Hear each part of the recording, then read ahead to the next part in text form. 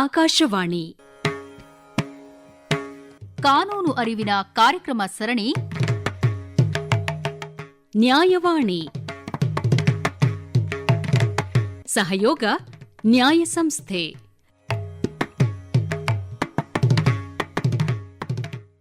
ನ್ಯಾಯವಾಣಿ ಕಾರ್ಯಕ್ರಮದ ನಮ್ಮ ಆತ್ಮೀಯ ಶ್ರೋತೃಗಳಿಗೆ ಕಾರ್ಯಕ್ರಮಕ್ಕೆ ಸ್ವಾಗತ. ನಮ್ಮ ಜೊತೆಗಿದ್ದಾರೆ ಶಿರೀಷ ಬಿ ರೆಡ್ಡಿ ಅವರು.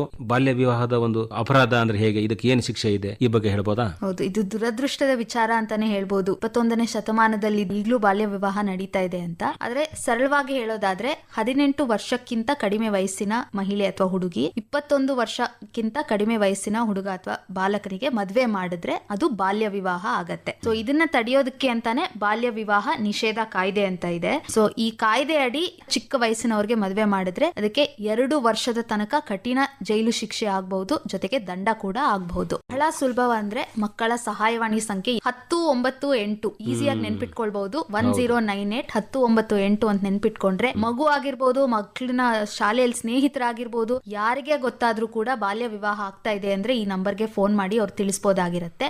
ಇಲ್ಲ ಅಂತಂದ್ರೆ ಹತ್ತಿರದ ಪೊಲೀಸ್ ಸ್ಟೇಷನ್ ಎಲ್ಲಿ ಹತ್ತಿರ ಇದೆ ಆದ್ರೆ ಈ ಮದುವೆಯನ್ನ ಕಡ್ಡಾಯವಾಗಿ ನಿಲ್ಲಿಸಲೇಬೇಕು. ಈಗ ಒಂದು ಪ್ರಶ್ನೆ, ಈ ಕೆಲವೊಬ್ರಿಗೆ ಗೊತ್ತಿರಲ್ಲ, ಇನ್ನೊಬ್ಬರು ವಯಸ್ಸು ಇವ್ರಿಗೆ ಗೊತ್ತಿರಲ್ಲ. ಯಾರೋ ವ್ಯಕ್ತಿ ಅವನಿಗೆ ಸಂಶಯ ಬರುತ್ತೆ, ಬಾಲ್ಯ ವಿವಾಹ ಆಗ್ತಾ ಇರ್ಬೋದು, ಏನೋ ಕಾಣಿಸುತ್ತೆ, ಇದು ಯಾಕೋ ಸೂಚನೆ ಅನಿಸ್ತಾ ಇದೆ ಅಂತ ಅನಿಸಿ ಅವನು ಏನಾರ ದೂರ ಕೊಡ್ಬೋದಾ? ಖಂಡಿತವಾಗ್ಲು ಸಂದೇಹ ಇದೆ ಅಂತ ಆದ್ರೆ ಖಂಡಿತವಾಗ್ಲೂ ಕೊಡ್ಬೋದು. ಯಾಕಂದ್ರೆ ಉದಾಹರಣೆಗೆ ಹೇಳ್ತೀವಿ, ಕೆಲವೊಮ್ಮೆ ಸಂದೇಹ ಇರುತ್ತೆ ಅಥವಾ ಗೊತ್ತಿರುತ್ತೆ, ಬಟ್ ಈ ರೀತಿ ಮದ್ವೆ ನಡೀತಾ ಇದೆ, 18 ವರ್ಷ 21 ವರ್ಷ ಅವ್ರು ಗೊತ್ತಿಲ್ದಿರಾನು ಹೋಗಿರ್ಬೋದು. ಆದ್ರೆ ಅದ್ರ ವಿವರ ಏನೋ ಗೊತ್ತಾಗಿ ಪೊಲೀಸ್ ಅವರು ಅಲ್ಲಿ ಬಂದ್ರೆ ಮದ್ವೆ ನಡೀತಾ ಇರ್ಬೇಕಾದ್ರೆ ಬರೀ ಯಾರು ಮದ್ವೆ ಮಾಡ್ತಾ ಇರ್ತಾರೆ ಅಥವಾ ಅವ್ರ ಪೋಷಕರು ಮಾತ್ರ ಅಲ್ಲ, ಆ ಮದ್ವೆನ ನೋಡೋದಕ್ಕೆ ಯಾರು ಬಂದಿರ್ತಾರೆ, ಅಲ್ಲಿ ಅರ್ಚಕರು ಯಾರಿರ್ತಾರೆ, ಮದ್ವೆ ಅಡಿಗೆ ಯಾರು ಮಾಡಿಸ್ತಾ ಇರ್ತಾರೆ, ಅವರು ಎಲ್ಲ ಇದರಲ್ಲಿ ಅಪರಾಧಿಗಳಾಗ ಅವ್ರ ಮೇಲೂ ಕೂಡ ಶಿಕ್ಷೆಯನ್ನ ವಿಧಿಸಬಹುದಂತ. ದೊಡ್ಡ ಒಂದು ಸಮೂಹದ ಮೇಲೆ ಹಳ್ಳಿಗಳಲ್ಲಿ ಜಾಸ್ತಿ ನಡೀತದೆ. ಹಂಗ್ ನಡೆದ್ರೆ ಎಲ್ಲರೂ ನೀವು ಸಪೋರ್ಟ್ ಕೊಟ್ಟಿರಿ ಅಂತಂದಂಗೆ ಆಗ್ಬಿಡುತ್ತೆ. ಹೌದು, ಎಲ್ಲರ ವಿರುದ್ಧ ಕೂಡ ದೂರ ದಾಖಲಿಸಬಹುದು. ಇಂತಹ ಊರಲ್ಲಿ ಇಂತಹ ಘಟನೆ ನಡೀತು ಅಂತಂದ್ರೆ ಅದು ಆ ಊರಿಗೆ ಒಂದು ಮರ್ಯಾದೆ ಪ್ರಶ್ನೆ ಅಲ್ವಾ? ನಡೆದ್ರು ಕೂಡ ನಾವು ಈ ರೀತಿ ಪೊಲೀಸ್ ಸ್ಟೇಷನ್ ಹೋಗಿ ರಿಪೋರ್ಟ್ ಮಾಡಬೇಕು. ನೀವ್ ಹೇಳ್ದಂಗೆ ಹಿರಿಯರಿಗೆ ಗೊತ್ತಾಗಲ್ವಾ ಅಂತ ಹೆಚ್ಚಾಗಿ ಅವರೇ ಅದನ್ನ ಪ್ರೋತ್ಸಾಹ ಕೂಡ ನೀಡ್ತಾ ಇರ್ಬೋದಾಗಿರುತ್ತೆ.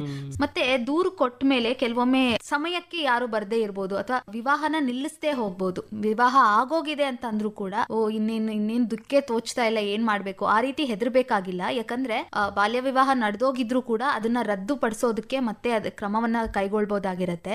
ಬಾಲಕಿ 18 ವರ್ಷ ಆದ್ಮೇಲೆ ಅಲ್ಲಿಂದ 2 ವರ್ಷದ ಒಳಗಡೆ, ಗಂಡು 21 ವರ್ಷ ಆದ್ಮೇಲೆ ಅಲ್ಲಿಂದ 2 ವರ್ಷದ ಒಳಗಡೆ, ಅದ್ರ ಒಳಗಡೆ ಅವರು ನ್ಯಾಯಾಲಯದ ಮುಂದೆ ಈ ವಿವಾಹವನ್ನು ನಾವು ಬಾಲಕರಾಗಿದ್ದಾಗ ಮಾಡಿದ್ದಾರೆ, ಇದನ್ನ ರದ್ದುಪಡಿಸಿ ಅಂತ ಕೇಳಿ ಕೋರಿಕೆಯನ್ನು ಸಲ್ಲಿಸಿ ಅವರು ಮಾಡಬಹುದಾಗಿರುತ್ತೆ.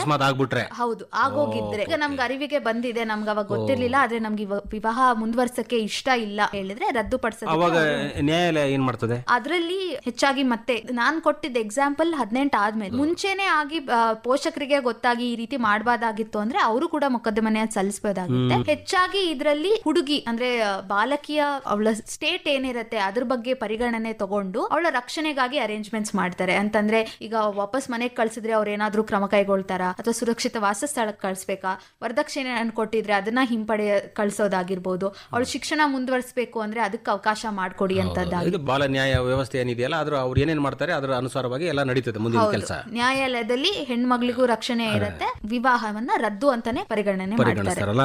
ಅಂತ ಒಂದು ಕಾನೂನು ಇರೋದ್ರಿಂದ ನಾವು ಬಾಲ್ಯ ವಿವಾಹಗಳನ್ನ ನಾವು ತಡೀಲಿಕ್ಕೆ ಪ್ರತಿಯೊಬ್ಬರು ಕೂಡ ಶ್ರಮಿಸಬೇಕು. ತುಂಬಾ ಧನ್ಯವಾದಗಳು ಶಿರೀಷ ಬಿ ರೆಡ್ಡಿ ಅವರೇ, ಮಾಹಿತಿ ಮಾಡಿಕೊಟ್ಟಿದ್ದಕ್ಕೆ ಕೇಳುಗರ ಪರವಾಗಿ ಧನ್ಯವಾದಗಳು ಸರ್.